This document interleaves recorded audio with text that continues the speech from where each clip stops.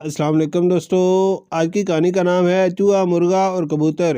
ایک چوہا کسان کے گھر میں بیل بنا کر رہتا تھا۔ ایک دن اس نے دیکھا کہ کسان اور اس کی بیوی ایک تھیلے سے کچھ نکال رہے ہیں۔ چوہے نے سوچا کہ شاید کچھ کھانے کا سامان ہو۔ خود غور سے دیکھنے پر اس نے پایا کہ وہ ایک چوہے دانی تھی۔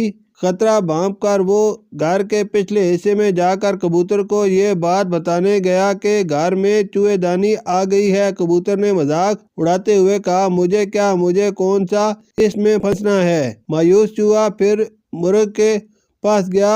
مرغ نے بھی ہنس کر کہا، جا بھائی، یہ میرا مسئلہ نہیں ہے۔ آخرکار مایوس چوہا بکرا کے پاس گیا اور اس نے یہ بات بکرے کو بتائی۔ بکرا ہنستے ہنستے لوٹ پوٹ ہونے لگا۔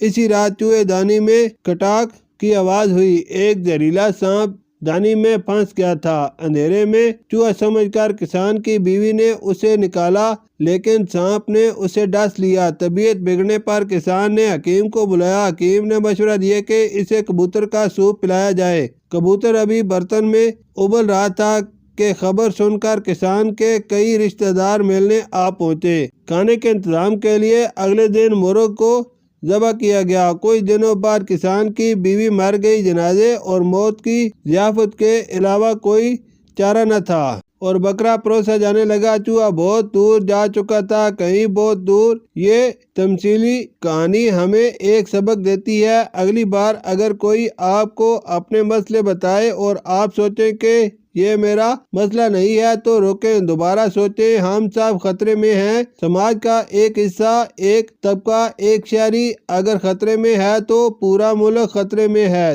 ذات اور طبقے کے دائرے سے باہر نکلیں، خود تک محدود مت رہیں، دوسروں کا احساس کیجیے۔ شکریہ۔